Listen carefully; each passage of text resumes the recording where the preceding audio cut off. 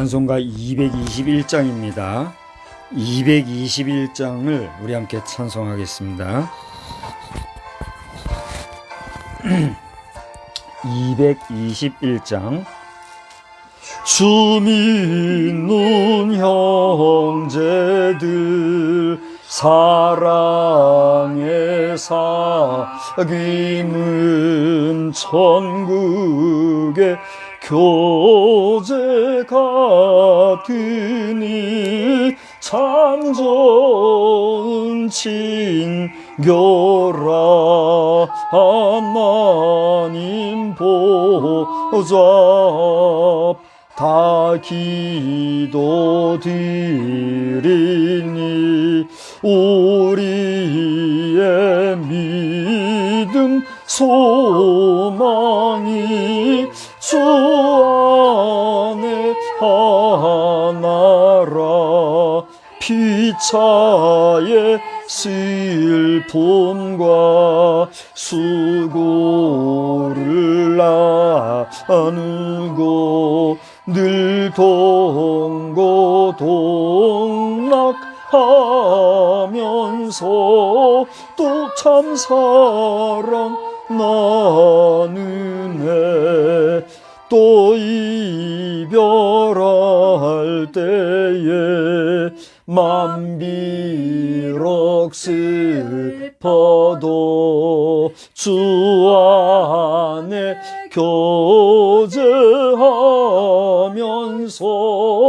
또다시 만나리. 아멘. 하나님은 여러분을 사랑하십니다. 하나님은 목사님을 사랑하십니다. 네, 하나님은 우리 모든 성도를 사랑하십니다. 아멘. 네, 교회 소식은 주보를 참고해 주시기 바랍니다. 오늘은 주연절 4주차인데요. 은혜로 보내시고 또 추위 중에도 건강하시기 바랍니다. 2월 중 예배 순서는 주보를 참고하시기 바라고 기도로 준비해 주십시오. 대통령 선거 이제 아주 가까이 임하였습니다. 오늘이 38일 전이죠. 39일 차가 되면은 선거 당일이 되겠습니다. 기도 잊지 마시기 바랍니다. 우리 한반도는 물론 지금 우크라이나라고 하는 지역에 지금 주변 상황이 많이 어렵습니다. 저는 뭐 큰 걱정은 안 합니다만은 이 일로 인해서 혹여나 그대로 일이 벌어짐으로 한반도가 어려워지지 않도록 기도 많이 해주시고, 오히려 이 일로 인해서 악이 완전히 소탕되는 좋은 계기가 되면 좋겠다, 그렇게 기대하고 있습니다. 이제 오늘로 보통 교회들이 성탄절 트리를 탈거할 줄로 압니다. 이미 뭐 다 탈거한 곳도 있을 텐데 1월 마지막 주일이 되었습니다. 오늘도 하나님의 은혜가 여러분에게 넘치기를 바랍니다. 이제 우리 다 같이 주학에 맞추어 묵도하심으로 1월 마지막 주일 주연절 4주차 예배 하나님 앞에 드리겠습니다.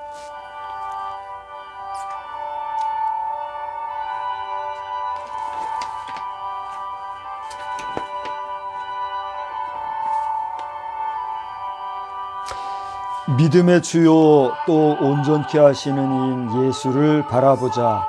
저는 그 앞에 있는 즐거움을 위하여 십자가를 참으사 부끄러움을 개의치 아니하시더니 하나님 보좌 우편에 앉으셨느니라. 아멘.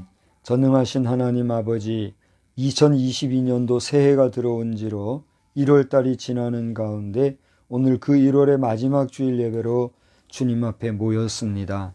오늘도 우리의 사정과 형편을 아시는 주님, 우리의 죄악을 구원해 주시기 위하여 잠깐에 있는 괴로움도 이기시고 수치와 부끄러움도 참으시고 우리를 위해서 온전히 희생당하신 주님의 그 온전하신 사랑을 감사하며 감격하며 이 시간에도 주의 이름으로 모여 예배하는 우리 모두에게 하나님 함께 해주시고 또 어루만져 주시사 우리로 하여금 주께 예배하는 자들의 기쁨과 또 소망이 넘치는 삶이 충만케 하여 주시옵소서.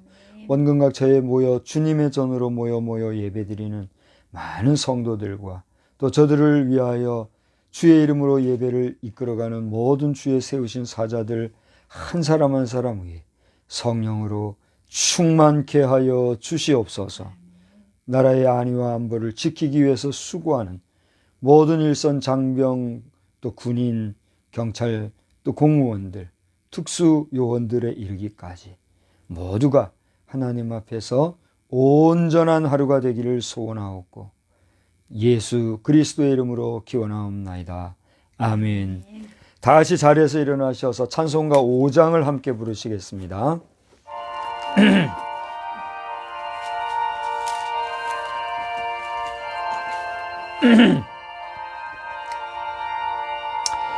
이 천지간 만물들아 복 주시는 주 여호와 전능 성부 성자 성령 찬송하고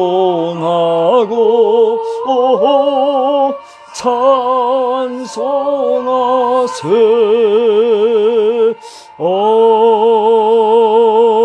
아멘.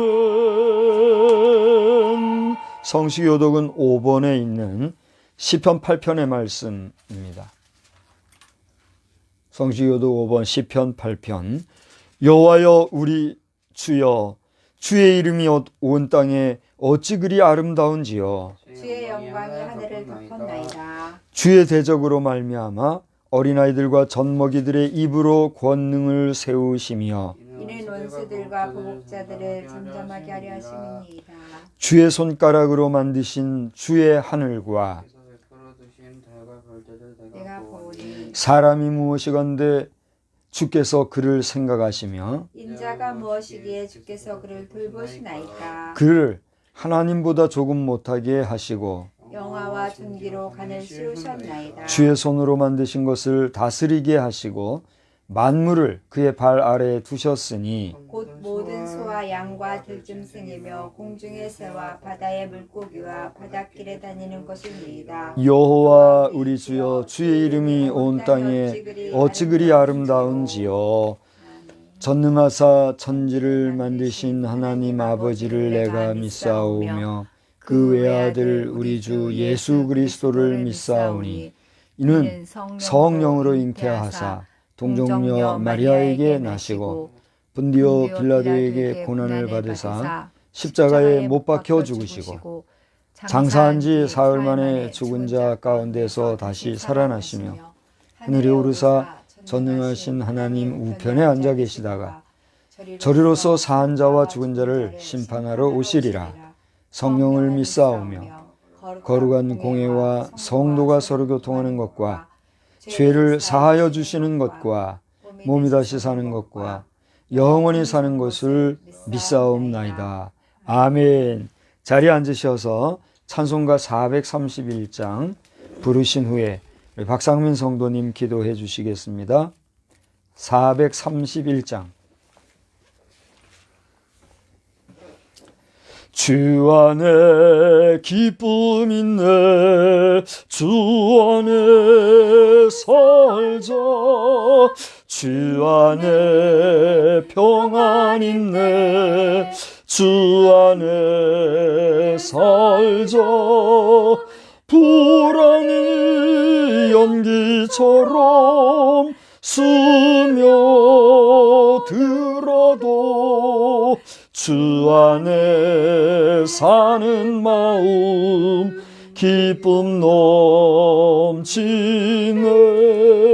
주 안에 사랑 있네 주 안에 살자 주 안에 소망 있네 주 안에 살자 검푸른 성난 파도 덮쳐도 주 안에 사는 마음 평안 넘치네 주 안에 영생 있네 주 안에 살자. 주 안에 천국 있네. 주 안에 살자. 불길이 지옥처럼 솟아올라도 주 안에 사는 마음 생명 넘치네. 아멘.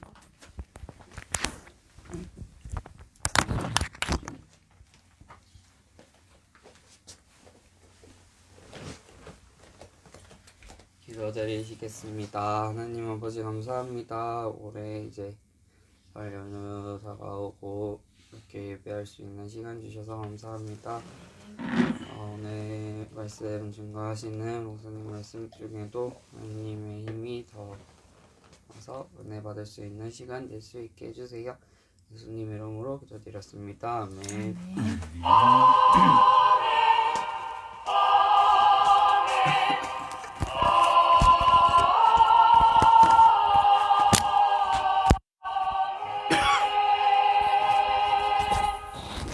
네, 우리 하나님의 말씀은 고린도 후서 5장인데 제가 잘못한 것 같으네요.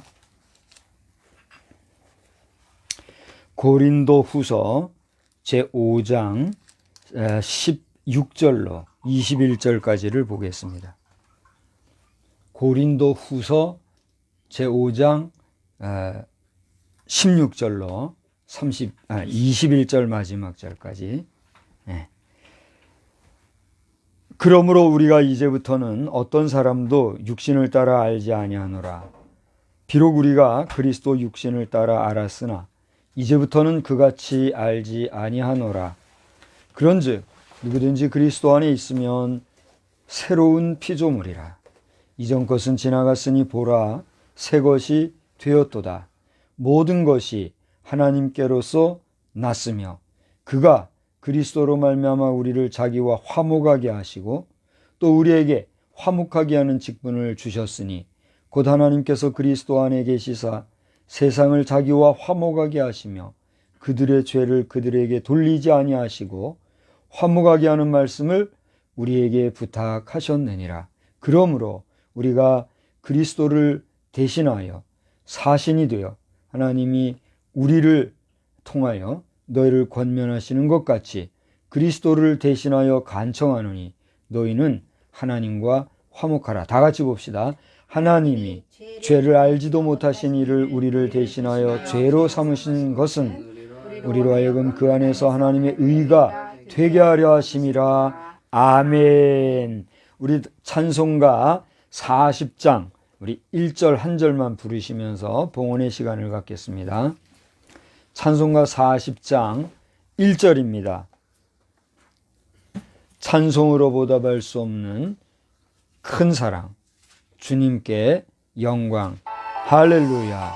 40장 1절입니다.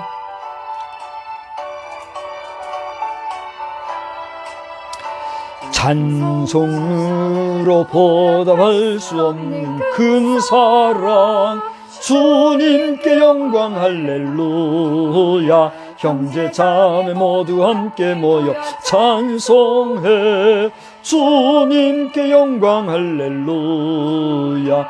하나님의 자녀여 크게 찬송 부르며 밝고 거룩한 길로 기쁨으로 나아가 주의 보좌 앞으로 속히 들어가겠네. 주님의 영광 할렐루야. 살아계신 하나님 아버지 하나님의 은혜와 사랑을 진심으로 감사를 드립니다. 오늘도 저희들이 주님 앞에 순서를 따라 예물을 드렸습니다. 혹은 11조로 혹은 감사 예물로 혹은 주의 날을 기억하여 주님의 날 주의 전에 드리는 주일 헌금으로 이 모양 저 모양으로 주님 앞에 드린 이 예물, 비록 저희들이 적은 것, 작은 것이지만 하나님의 곳간에 귀한 것, 소중한 것, 아름답고 가치 있는 것들로 쌓아지게 하여 주시옵시고 또 이 땅에서 물질로 구성되어 물질의 구애를 받는 저희들이 이 물질을 사용할 때는 무엇보다도 하나님의 기쁨과 영광을 위하여 귀하고 거룩하고 아름답게 사용되어지는 역사가 넘쳐나게 하여 주시옵소서. 특별히 우리 성도들이 힘을 다하여 피와 땀과 같은 이 귀한 예물을 드린 것을 하나님 국가 권력과 세상의 법으로 말미암아 하나님의 것을 하나님의 것으로 인정하거나 알지 못하고 세상의 기준을 따라 주의 것을 강탈하는 이러한 일들에 대하여 우리 목회자들이 근신하고 정신을 차리게 하시고 믿는 자나 믿지 아니하는 자나 모든 세상의 사람들이 하나님의 것에 대하여 두려워하는 마음을 가지고 삼가하고 조심하는 일이 이 땅에 넘쳐나게 하여 주시옵소서. 그리하여 우리의 신앙의 선조대가 이것을 귀하게 여기고 지켜왔던 것에 대하여 우리 후대가 희미해지지 아니하도록 하나님께서 다시 한번 기회를 주시고 지혜를 주시고 깨달음을 주시고 선하고 부드러운 마음을 우리 백성들에게 다시 한번 회복시켜 주시기를 간절히 원하옵고 드린 손길들마다 주의 은혜와 복으로 충만하기를 우리 구주 예수님의 이름으로 기도드리옵나이다. 아멘. 예, 우리 한번 인사합시다. 할렐루야. 할렐루야. 예, 하나님은 사람이 아니요 우리 사람을 친히 지으시되 흙으로 빚으신 참신이요 참된 창조주이심을 믿습니다. 이런 믿음은 오늘 저만의 신앙 고백이 아니라 이 자리에 함께 예배드리는 여러분들의 참 고백이 되기를 우리 주님의 이름으로 축복합니다. 우리 지금 함께 예배드리는 자 깨어서 함께 예배드리고 있나요? 예배드리고 있으면 한번 댓글로 예배드리고 있음을 표해 주시기 바랍니다. 오늘 한 분을 위해서. 근데 주보 안 보내드렸죠. 주보를 좀 이제라도 찍어서 발송해 주시면 좋겠어요. 거기 보면 3면에 기록되어 있는 내용을 참고하시면 오늘 말씀을 나눔에 도움이 될 거예요. 그래서 이제라도 좀 찍어서 보내주시고, 오늘은 새로운 피조물 된 성도들의 삶을 영생이라고 하는 주제로 나누고자 합니다. 그래서 오늘 우리 한번 다 같이 따라합시다. 주 안에 있는 새로운 피조물, 영생. 그렇습니다. 주 안에 있는 새로운 피조물, 영생이라고 하는 주제로 생각하고자 하는데, 삶과 죽음은 무엇인가? 여기에 대해서 보통은 누구나 한 번쯤 이러한 질문을 자기 자신에게 던진 적이 있을 것입니다. 영생이라는 말은 뜻이 뭡니까? 영원히 산다고 하는 의미잖아요. 그렇기 때문에 이와 상반되는 죽음이라고 하는 것은 영생에 있어서 참 거북한 말이 아닐 수가 없습니다. 하지만 죽음이란 현실의 문제입니다. 그리고 누구에게나 찾아오는, 심지어 우리 그리스도인들에게도 찾아오는 것이니 이 죽음에 대해 우리 중 누구도 자신 있게 표현하기란 쉽지 않을 것으로 압니다. 사실 몇 주간을 제가 지금 이 새로운 피조물이라고 하는 어떻게 보면 여러분이나 저에게 희망의 언어요, 소망의 말씀 안에서 생명과 영생을 나누는 이 복음의 말씀을 나누고 있지만, 사실상 그런 우리가 언제나 또 생각해야 될 것은, 언젠가 우리 자신에게 부여된 일생의 마침표로서의 종말은 누구에게나 예정되어 있다고 하는 사실이죠. 그리고 이것은 우리가 비로소 피조물로서의 연약하고 또 유한한 존재라는 사실을 여지없이 인정하는 사실이사 또 이것은 현실인 줄로 압니다. 이런 면에서 죽음이라는 것을 벗으로 소개하시는 분이 있어요. 여러분, 벗이 있죠? 벗이 뭐예요? 친구잖아요. 그러면 죽음을 벗이라고 소개했다는 것은 죽음을 뭐라고 소개했다는 얘기예요? 친구라고 소개한 사람이 있어요. 그러면서 삶 속의 죽음 혹은 죽음 곁의 삶에 관해 이야기를 하는 분이 있어요. 그는 암투병 중이지만 수술이나 또는 항암, 방사선 등의 치료를 받지 않고 또 외부와 인터뷰를 했는데 그 인터뷰를 통해서 언급한 바를 책으로 만들어내는 그러한 사람이기도 합니다. 그 자신이 남아있는 세대를 위해서 그야말로 피를 토해내듯이 자신이 가진 그 모든 지혜를 쏟아내면서 죽음은 생의 한 가운데 있다는 것을 가르친 사람이 있어요. 누군지 감이 잡히십니까? 좀 더 소개를 한다면 그분은 스스로가 얘기하기를 내가 느끼는 죽음은 마른 대지를 적시는 소낙비나 조용히 떨어지는 단풍잎과 같습니다. 때가 됐구나. 겨울이 오는구나. 그렇게 죽음이 계절처럼 오는구나.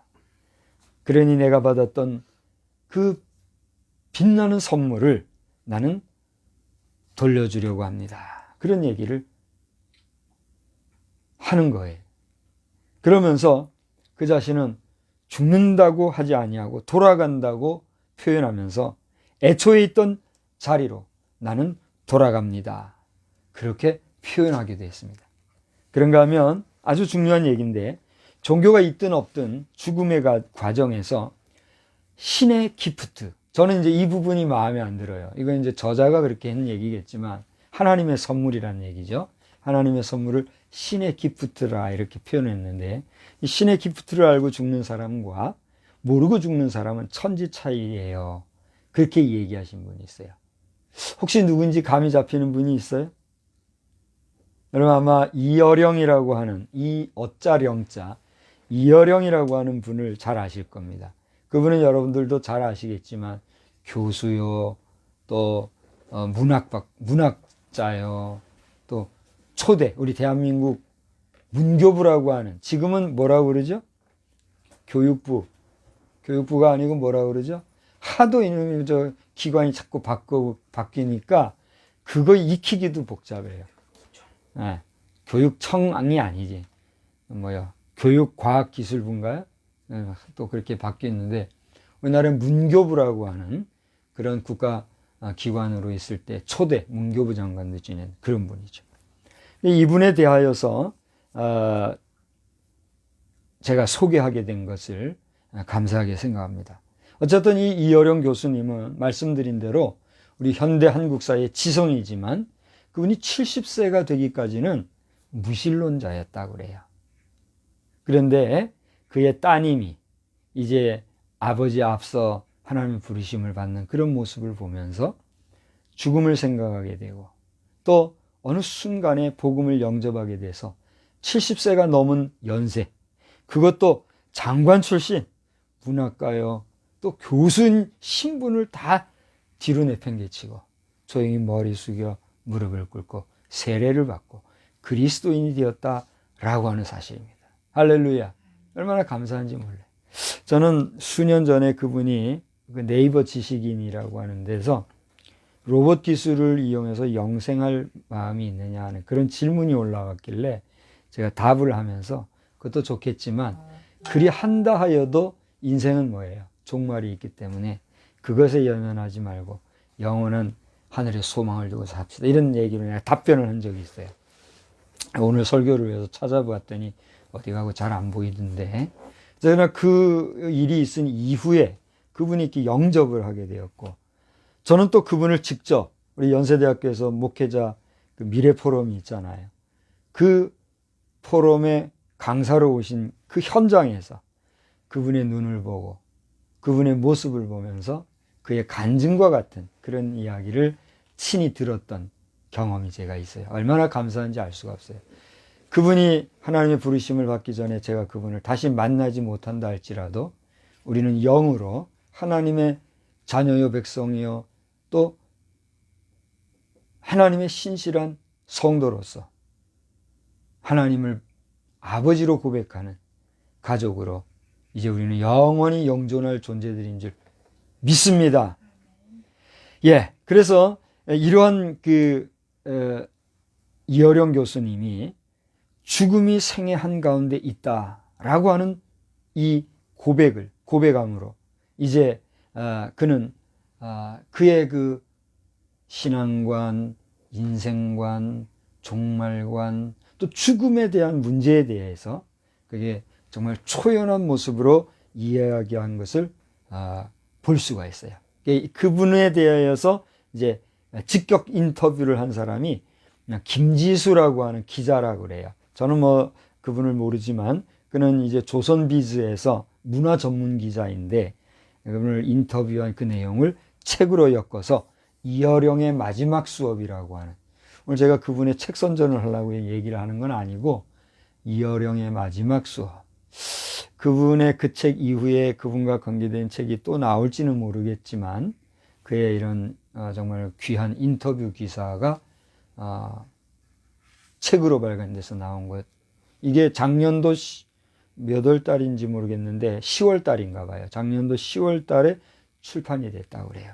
그래서 이런 얘기를 여러분 앞에 잠깐 소개를 하면서 오늘 제목으로 삼은 우리가 주 안에 있는 새로운 피조물로서 이 죽음의 문제는 우리에게 있어서 아주 기본적으로 다루는 문제이자 다루어질 문제예요. 그러나 새로운 피조물인 우리는 그 죽음으로 끝날 것이 아니라 영생이라고 하는 산 소망이 있기 때문에 오늘 우리는 이 땅에 육신으로 거하지만 그 영원한 하늘나라에 대한 소망 중에 기뻐함으로 영생에 대한 그런 확신 중에 거하는 하나님의 자녀요 백성으로 오늘 이곳에 있다는 사실을 믿으시기를 바랍니다. 오늘 제가 방금 말씀드린 대로 주보의 3면에 보면은 이제 잠깐 써놓은 내용이 있어요. 제가 이 글을 계속 연재를 하고 있는데 여러분이 이거를 주일날 한 번씩 소개를 해주면 좋겠다, 그런 얘기가 있어서 오늘은 기독교의 시작에 대한 이야기로 기록을 해놨는데 여러분 자세한 내용은 여러분 직접 한번 읽어보시기를 바랍니다. 그러나 잠깐 이 부분을 제가 소개를 한다고 하면 그 중에 어떤 내용이 있느냐 하면 이제 예수님께서 이 땅에 나신 것은 역사적인 사실이에요. 여러분 믿습니까? 여러분이 예수를 제대로 믿든 안 믿든 인정하든 안 하든 예수님이 이 세상에 태어나셔서 33년간의 삶을 살면서 십자가에 대신 못 박혀 죽었다고 하는 사실은 어떤 사실이란 얘기예요? 실제하는 사실이라는 사실입니다. 이것을 인정하고 안 하고 믿고 안 하고는 누구의 문제예요? 본인의 문제이기 때문에 그분의 역사성에 대해서는 더 말할 필요가 있어요, 없어요? 그거는 더 말할 필요가 없는 거예요. 그런데 그분이 그렇게 세상에 계시면서 교훈을 하였던, 이제 공식적으로 그분 예수님의 이 공생애를 통한 교훈의 메시지는 3년간 계속되었다, 이렇게 정설로 이야기가 되고 있지 않습니까? 이러한 예수님의 교훈은 그 당시 유대층 인사들, 물론 일반 예수님을 따르는 자들에게 문제가 안 됐죠. 그 당시에 그 사회의 지도층 인사들, 법의 전문가, 정치 전문가, 경제 전문가, 그 당시에 네로라 하는 유대인의 집권층, 이런 사람들에게 있어서 예수님의 교훈은 뭐가 됐을까요? 상당한 부담이 됐다는 거예요. 그리고 또 분노를 가져오는 그런 메시지가 되었다라는 겁니다. 물론 그 중에는 주님을 영접한 자들에게는 그렇지 않았죠. 근데 대다수 지도층 인사들에게는 그러한 분노를 내세우는 이런 교훈들이 되었다라고 하는 거예요. 왜 그랬을까요? 왜 그들에게 예수님의 교훈이 분노가 됐을까요? 그렇습니다. 쉽게 생각하면 자기들의 기득권에 대한 도전이 되었고 자신들의 이익에 대한 손해가 될 것 같으니까 어떻게 된 거예요? 마음에 부담이 나중에는 분노가 됐다는 거예요. 그런가 하면 로마에 있어서는 그 당시에 이스라엘이라는 국가와 사회를 통솔하고 통제하고 다스리는 국가가 어디예요? 로마였거든요. 이 로마에게는 예수님의 그런 교훈이 뭐가 됐을까요? 불안이 됐어요. 불안. 왜 그랬을까요? 밀란도 일어났을 뿐더러 그들 당시에 이스라엘 백성들에게 정신적으로나 사상적으로나 또 심지어는 말할 수는 없지만 종교적, 영적인 면에서 도전을 주고 하니까 자기들의 통치 수단에 있어서 영향력이 가요, 안 가요? 그러니까 불안해지겠어요? 불안해지지 않겠어요? 불안해지겠죠. 이런 상황이 됐다는 거죠. 그런 상황 속에서도 기독교의 복음은 어떻게 했어요? 점점 커져갔고, 그러던 가운데 성경 누가복음 21장이나 마태복음 몇 장이죠? 몇 장에 기록된 것처럼 이스라엘 백성들, 다시 말하면 메시아로 오신 예수를 영접하지 않냐고 부정하고 오히려 그 예수님과의 관계 속에서 모든 죄를 자기들에게로 돌리라고 무책임하게 그렇게 말하는 그들에 대하여 예언적으로 말씀하신 예언이 언제 성취가 됐어요? 주후 70년에 이르러서 정말 이스라엘 백성들이 초토화되는 그런 역사가 있었더라 하는 것이에요. 자세한 내용은 오늘 주보에 제가 써놨으니까 제가 그걸 축약해서 얘기한 것이니까 여러분 한번 읽어보시고, 주후 66년에서 70년 얼마 안 되잖아요. 한번 봐봐요. 66, 67, 68, 69, 70 만 5년이 안 되는, 그러니까 66년 5월에서부터 70년 9월경에 모든 게 끝났다고 역사가들이 보고 있거든요. 그러니까 만 5년이 안 되는 4년 몇 개월 만에 이스라엘은 완전히 변화가 되어지는 그런 역사가 기독교의 시작이 되었더라라고 하는 것입니다. 이런 가운데 예수님의 말씀을 듣고 이스라엘을 떠났던 당시의 성도들과 또 이스라엘 백성들은 어떻게 했어요? 죽음을 피할 수 있었고 포로가 되는 것도 벗어날 수가 있었지요. 그러나 그들이 고국을 떠나 있었기 때문에 그로 말미암아 뭐가 된 거예요? 비로소 방랑 생활을 시작하게 된 거예요. 그러니까 성경의 기록, 예언서에 기록된 대로 예수님이 오셔서 이스라엘 백성들을 구원해 주실 것이라고 하는 그 구원의 역사도 성취됐고 약속도 이루어졌지만 그것을 부정했던 이스라엘 백성들은 어떻게 된 거예요? 그 복음을 누리지 못하고 마침내 나가 있는 디아스포라 유대인들을 포함해서 이방인들의 복음이 시작되어지는 그런 시작이 되었더라라고 하는 것입니다. 이제 그런 내용을 자세히 읽어보시고, 자, 이렇게 오늘 기독교가 시작되어지는 그러한 상황 속에서 이스라엘 백성들이 이렇게 멸망되기 전, 그러니까 주후 56년경에, 56년 후반경이라고 그렇게 얘기하는데, 마게도냐의 빌립보에서 쓰여졌을 것으로 생각되어지는 이 고린도 후서는 그동안 제가 한 4번인가 5번에 걸쳐 같은 본문으로 계속 말씀드리고 있지 않습니까? 여기서 말씀드린 대로 바울 자신의 사도직에 대한 변호와 또 자신의 그 사도직의 권위에 대해서 자신이 하나님 앞에 부르심을 받았던, 예수께 부르심을 받았던 종이라고 하는 사실을 인정하라고 하는, 인정해달라고 하는 그러한 권면하는 내용이 이 고린도후서에는 전반적으로 깔려 있다는 사실을 우리가 알 수가 있다는 거예요. 그러니까 고린도 전서는 이 고린도 교회 안에 있는 분열된 상황을 바로잡으려는 의도가 있고, 그런 가운데서 고린도 교회에 잘못되어진 그 역사들이 들어온 상황 속에서 바울 사도의 사도직을 인정해달라고 하는 내용과 더불어서 저들이 온전한 그리스도인의 생활 바로에 나가기를 요청한 이런 내용들로 되어 있다는 거예요. 그 가운데 오늘 본문은 우리에게 영생이라고 하는 주제의 문제도 깊이 들여다보면 있다라고 하는 것이 오늘 드리고자 하는 말씀의 핵심적인 내용이라는 거예요. 그동안 사랑이니 평안이니 기쁨이니 이런 주제로 말씀을 드려왔잖아요. 오늘은 그 중에서도 영생에 대한 말씀을 생각하고자 한다는 것이죠.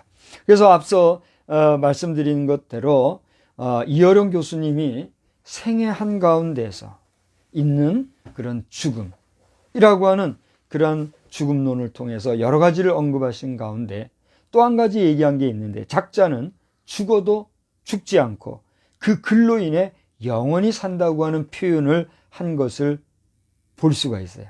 여러분 그 부분에 대해서 어떻게 생각하십니까? 물론 작가라고 하는 것은 뭐 전문 작가도 있을 수 있겠고 전문 작자도 있을 수 있겠지만 누구든지 간에 영향력이 있는 삶을 산 사람은 그가 누구든지 간에 단 한마디만 해도 그것이 죽지 않고 영원히 존속되는 그런 경우가 있어요, 없어요? 있어요. 있는 거죠. 예컨대 어떤 것들이 있을까요? 최영의 돌같이 황금 보기를 돌같이 하라, 이런 거. 또 뭐가 있을까요? 소크라테스 내 자신을 알라. 또 난 놓고 기억자도 모른다. 이건 뭐 될까요? 하나의 속담이지만 속담이고 아무런 어떤 뭐 격언에도 들어가지 아니하는 민간의 속담이지만 그래도 이건 죽은 거예요, 산 거예요.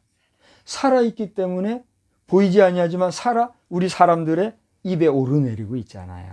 그러니까 작자의 글이 영원히 죽지 않고 산다는 말의 의미가 뭐예요? 이어령 교수님이 그런 표현을 했지만 죽음의 문제와 영생의 문제에 대해서 우리는 생각해 볼 수 있는 하나의 문학적인 표현인 것을 돌아보게 되는 거죠. 자, 그런데 이와 같이 영생의 문제를 단순히 우리가 추상적, 관념적, 문학적인 표현으로만 생각할 수밖에 없느냐. 오늘 우리가 다루는 영생의 문제는 뭐예요? 그와 같은 관념적인 문제가 아니라 실제의 문제예요. 사실적인 문제예요. 현실의 문제예요. 생명의 문제라는 사실입니다. 대륙의 나라 중국 땅에서 우리나라로 뭘 보냈어요? 사신을 보내서 죽지 않고 영원히 사는 불로초를 구해오라고 했다는 얘기까지 있으려고요. 그랬음에도 불구하고 인생은 어떻게 해요? 다 죽어요. 현실의 문제란 말이에요. 그럼에도 불구하고 모든 인간에게는 어떤 꿈이 있어요. 어떤 희망, 어떤 소망이 있어요. 영원히 살고자 하는 꿈이 있단 말이에요. 영원히 살고 싶습니까? 영원히 안 살고 싶습니까? 그건 이제 또 한참 얘기할 이야기예요. 근데 인간에게는 누구에게나 죽지 않고 영원히 살고 싶어하는 가장 기본적인, 근원적인, 근본적인 꿈들이 있잖아요. 그러나 그 문제는 누구 앞에서 밖에는 해결할 수 없는 문제라는 거예요. 바로 그것입니다. 새롭게 하나님 앞에서 피조되어진 새로운 피조물이 된 하나님의 사람, 그리스도 안에 있는 사람에게서라야 이 영생의 문제는 해결될 수가 있다라고 하는 사실입니다. 제가 특별히 오늘은 신경 써서 설교문을 쭉 써놨는데 제가 그 설교문을 좀 벗어나서 얘기를 하게 되네요. 내 생각이나 사상을 말하는 게 아니에요. 오늘 이제 환경 속에서 이렇게 맞춰가다 보니까 이렇게 되는 건데 다시 설교문에 집중을 하겠습니다.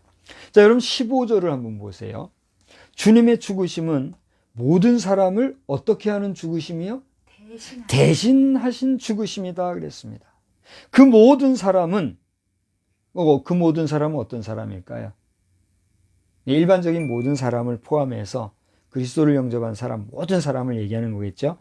부활하신 그분 예수를 위해 살게 하시려는 것이 뭐란 말이에요? 주님의 뜻이다. 그렇게 얘기하고 있어요. 분명히 기록하고 있죠. 15절에.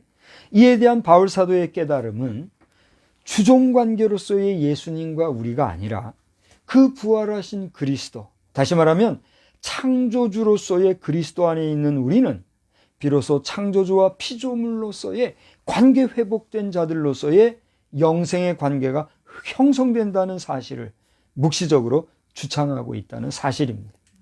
이 이야기는 뭐냐면 오늘 본문에서는 영생이라는 단어가 한자라도 나와요, 안 나와요? 안 나와요. 그러나 이 바울 사도의 그 기조 속에는 이 고린도후서의 고린도 교회 성도들에게 이야기하고 있는 너희가 새로운 피조물이 됐다는 것은 영생의 나라로의 회복이 되었다는 사실을 힘주어 그 속에서 이야기하고 있다. 이런 얘기예요. 저는 그걸 깨달은 것일 뿐이고. 자, 그래서 오늘 잘 외우기도 하는 17절 말씀에 보니까 유명한 말씀, 어떤 말씀이 나와요? 다 같이? 그런즉 누구든지 그리스도 안에 있으면 그 다음 뭐라 그랬어요? 새로운 피조물이라 라고 한 것입니다. 다시 말해서 죄로 인해 단절된 창조주 하나님과 피조물인 우리의 관계가 그리스도 예수의 화목케 하신 그 희생으로 인하여 새롭게 되었고, 또 이게 이 말씀은 제 얘기가 아니죠. 17절 후반절에 보면 나오는 말씀이죠. 그렇게 회복된 우리는 더 이상 죄 가운데 얽매인 피조물이 아닌 화목제물이 되신 그리스도 안에서 하나님과의 관계가 화목하게 된 새로운 피조물로서 하나님과 영생의 기쁨을 회복하게 되었다라고 하는 것입니다. 할렐루야.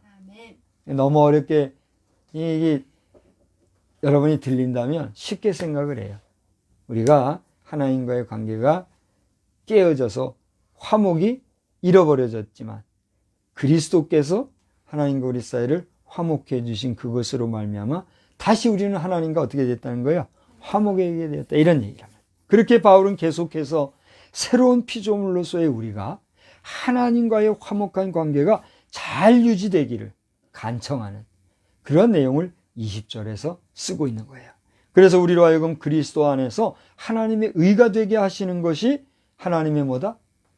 뜻이라 라고 하는 것을 분명하게 선언하고 있는 것입니다. 이런 하나님 안에서의 의로운 관계는 하나님과의 화목의 관계의 유지이며, 이러한 화목 관계는 비로소 우리 인간 안에 들어온 죄 이전의 상태, 다시 말하면 신라권 이전의 상태인 뭘 회복하는 거예요? 에덴 동산을 회복하는 상태이고, 이렇게 회복된 에덴 동산에서의 새로운 피조물은 이윽고 당시에 아담과 하와에게 허락된 영생하게 하는 실과를 다시 먹을 수 있는 기회도 회복받게 된 것이라는 사실입니다. 할렐루야. 여러분 한번 아주 상식적인 선에서 한번 상상하고 이야기를 해보세요. 아담과 하와는 에덴 동산에서 마지막에 어떻게 했어요? 쫓겨났지요. 쫓겨나기 전에 에덴 동산에서 아담과 하와는 그 동산 안에 있는 모든 것을 먹을 수 있었어요, 없었어요? 있었지요. 근데 단 하나, 뭐는 먹지 마라 그랬어요? 선악을 알게 하는 나무는 먹지 마라 그랬어요. 그런데 쫓겨나기 전에, 여러분 창세기 3장 22절에 보면 나오지만, 그들이 먹었던 많은 나무의 실과들 가운데 뭐가 있었는지 아십니까? 생명나무. 다시 말하면 한번 읽어볼게요. 여호와 하나님이 이르시되 보라, 이 사람이 선악을 아는 일에 우리 중에 하나같이 되었으니 그가 그의 손을 들어 생명나무 열매도 따먹고 그 다음 뭐 할까? 영생할까 하노라 하는 말씀이 있어요. 그러면 그 얘기는 지금까지 아담과 하와는 선악을 알게 하는 나무 외에 이 영생의 나무의 열매도 먹었다는 얘기예요, 먹지 않았다는 얘기야? 분명히 얘기하세요. 여러분 상상을 동원해서. 먹었을까요? 안 먹었을까요? 안 먹었을까요? 자, 그러면 다시 한번 봅시다. 에덴 동산에 각종 실과는 너희가 다 먹되 중앙에 있는 선악을 알게 하는 나무 열매만큼 먹지 마라 그랬단 말이에요. 근데 이걸 먹었기 때문에 이제 쫓겨나는 마당에 하나님은 뭐라 그랬어요? 내가 얘들을 쫓아내는 것은 얘들이 이것도 먹고 영생할까 봐. 그러니까 이것을 지금까지 먹었지만 더 먹으면 돼요, 안 돼요? 안 되겠으니까 쫓아낸다, 이렇게 했다. 결론은 뭐예요? 그동안 그는 먹었다는 얘기가요? 안 먹었다는 얘기가요? 먹었을 것이다. 충분히 생각할 수 있잖아요. 그래서 여러분 그 에덴 동산에 쫓겨난 이후에 여러분 이 노아의 과학적으로도 지금 증명이 되고 있는 것 중에 하나인데, 노아 홍수 시대 이전에 인간의 수명이 얼마나 됐다고 그래요? 1000년에 가까운 최고로 장수한 사람이 누구예요? 무두셀라라고 969세까지 산 사람이 성경 기록에 나오고 있단 말이에요. 그러니까 영생의 나무 실과를 먹고 그렇게 영생할 상황까지 갔던 게 인간이었다는 얘기예요. 기가 막히죠. 근데 그것을 하나님이 어떻게 했어요? 단절을 시켰단 말이에요. 그리고 더 나아가 계속해서 그래도 정신 차리고 깨끗하게 살았으면 되는데 그게 아니라 어떻게 했단 말이에요? 죄악을 계속해서 지니까 중간에 하나님께서 뭘로 치셨어요? 홍수로 박멸했단 말이에요. 그 역사가 지금까지 내려오고 있는 거예요. 그러니 아무리 돌아보아도 그렇게 홍수로 박멸을 해도 여전히 인간의 죄는 어떻게 해요? 편만하잖아요. 그래서 구약 시대는 그걸 해결하기 위해서 뭔 제사를 드리겠어요? 동물의 제사를 드리는 거 아니에요. 근데 그래도 안 되니까 해결해 주시고자 마지막 히든칼을 쓴 게 뭐예요? 예수 그리스도 독생자를 번제물로 드리는 거였잖아요. 그래서 그 예수 그리스도의 은혜와 은총을 덧입고 그분을 영접하면 그것으로 말미암아 우리로 하여금 뭔 피조물이 되겠다? 새로운 피조물이 되어서 그 잃었던 신락원에 갈 수 있는 뭘 주셔요? 기회와 은총, 회복의 은혜를 우리에게 주신다는 거예요. 할렐루야. 그게 복음이고, 오늘 이 복음을 믿고 함께 예배하는 여러분이야말로 어떤 사람들이에요? 복된 자들이란 말이에요.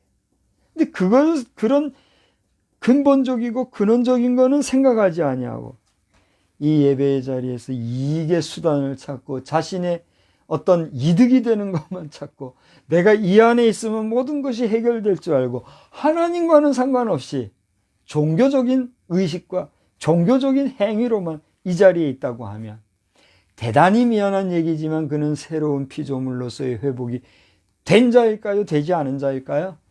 그건 여러분의 양심이 아는 문제인 것이죠. 어쨌든지 간에 계속해서 읽어보게 되면 이렇게 창세기 3장에서 단절된 관계가 예수 안에서 어떻게 됐다고요? 회복이 됨으로써 이러한 회복의 역사를 요한계시록 21장 4절에서는 우리에게 새로운 소망의 모습으로 우리에게 분명히 보여주고 있음을 보게 돼요. 요한계시록 21장 4절을 보세요. 거기에는 어떤 말씀이 있습니까? 다시는 사망이 없고 애통하는 것이나 곡하는 것이나 아픈 것이 다시 있지 아니하리니 처음 것들이 어떻게 해요? 다 지나갔음이니라 하였습니다. 그리고 또한 22장 2절에서 보시듯이 생명나무가 있어 그곳 천국에서는 12가지 열매를 달마다 맺고 그 나무 잎사귀들은 만국을 치료하기 위하여 있더라. 그렇게 기록이 되어 있습니다. 할렐루야. 그러니 비로소 우리가 그리스도 안에 있고 새로운 피조물이 되어 회복받은 존재로 하나님과 화목된 존재로 하나님 앞에 거하노라면 그때 비로소 우리는 사나 죽으나 우리가 그리스도의 것이라고 하는 찬양을 입술의 찬양만이 아니라 내 영혼의 고백적인 찬양으로 부를 수가 있게 되는 것이죠. 여러분 복음성 가운데 사나 죽으나 주님의 것이요 하는 찬송 여러분 알아요? 몰라요? 알지요? 우리 아는 데까지만 한번 불러볼까요? 이제 내가 살아도 주 위에 살고 이제 내가 죽어도 주 위에 죽네. 그 다음에 뭐 또 중간에 있고 그러므로 이제 사나 죽으나 주님의 것이요. 우리 잘 부르잖아요. 그래요? 안 그래요? 잘 부르죠. 근데 저 보세요. 이 찬송을 부르는데 절 보세요. 여러분 가운데 어떤 사람은 정말 가슴으로 고백적으로 이 찬송을 부르는 사람도 있고 그런 사람 가운데는 음정이나 박자나 이렇게 틀려서 뭐 이상하게 부르는 할머니 할아버지들도 있을 수 있어요? 없어요? 있어요. 특히 저와 함께 늘 같이 잠자고 먹고 사는 사람 같은 경우는 참 그 음정이 그렇고 그런데 그런 사람도 몰라요. 있을 수도 있어요. 그죠? 그런데 잘 봐요. 전혀 그거는 뭐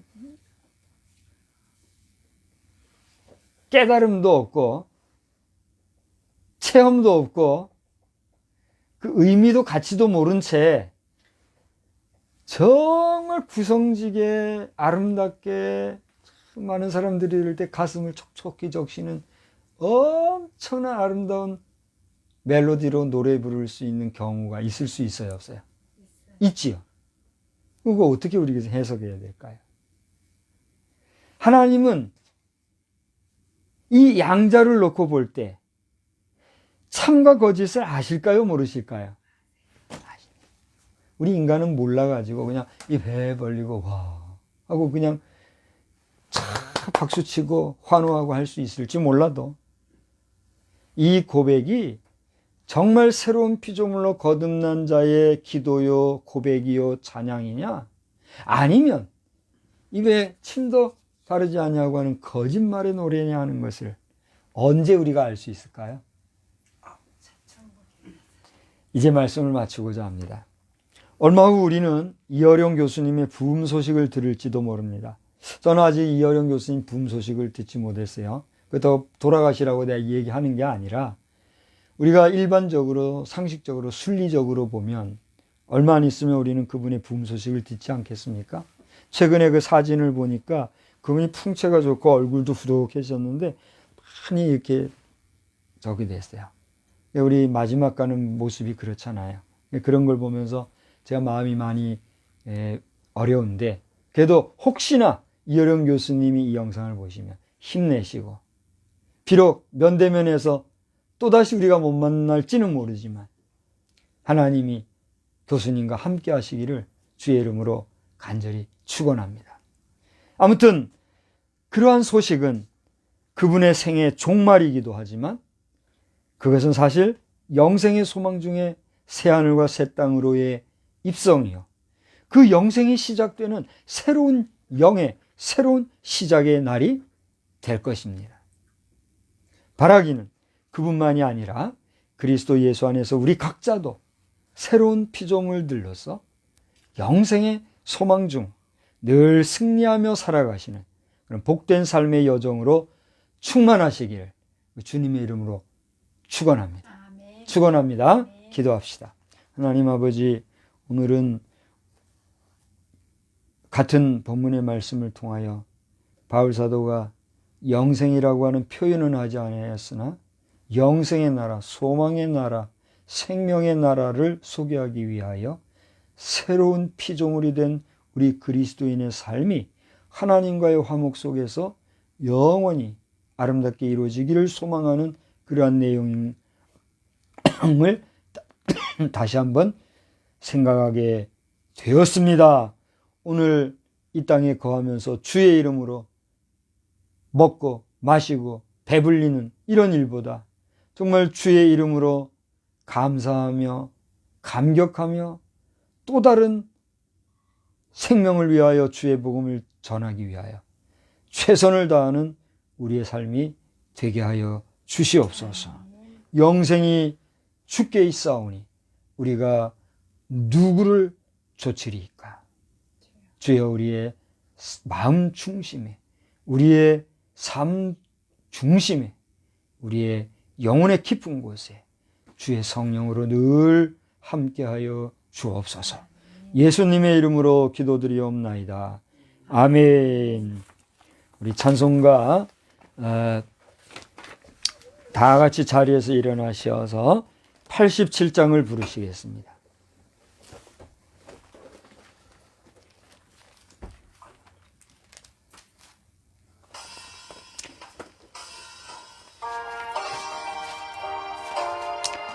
(87장) 내 주님 입으신 그 옷은 참 아름다워라. 내 주님 입으신 그 옷은 참 아름다워라. 그 향이 내 맘에 사무쳐 내 기쁨 되도다. 시온성보다도 찬란한 저 천성 떠나서 이 세상 오신 예수님 참 내 구세주. 내 주는 쓰라린 고통을 다 견디셨도다.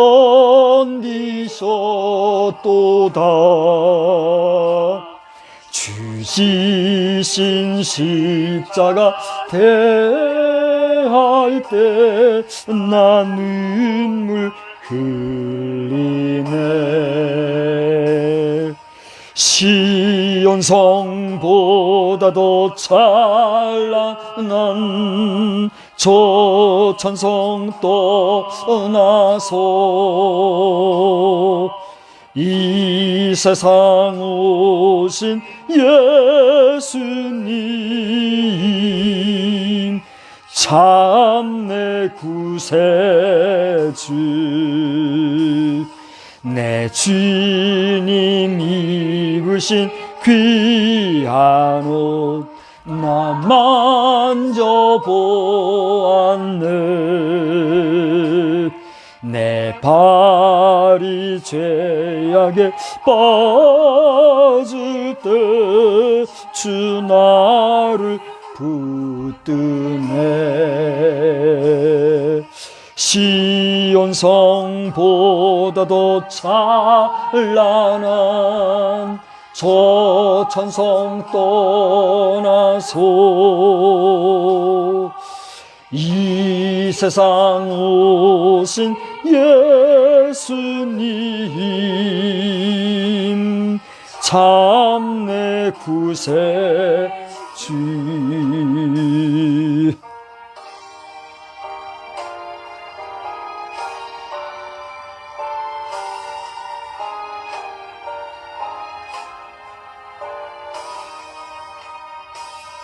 내 주님 영광의 옷 입고 문 열어 주실 때 나 주님 나라에 들어가 영원히 살겠네 아멘 시온성보다도 찬란한 저 천성 떠나서 이 세상 오신 예수님 참내 구세주 아멘 우리는 세상의 빛입니다. 우리로 인하여 온 세상이 환해집니다. 나 박성수는 세상의 빛입니다. 나 박성수로 인하여 온 세상이 이제는 생명의 주가 되시며 또 모든 만물의 창주가 되실 뿐 아니라 오늘도 우리의 삶의 중심 속에 역사하시는 성부, 성자, 성령님의 놀라우신 은혜의 역사가 새로운 피조물이 되어 영생을 회복함을 받고 이제 언제 부르시든지 그 영생의 나라에 갈 때에 할렐루야 영원히 여호와를 찬양하며 살아가기를 다시 한번 믿음으로 승리하며 살아가기를 바라는 우리 모두 위에 능력과 권세로 함께 계실지어다. 아멘.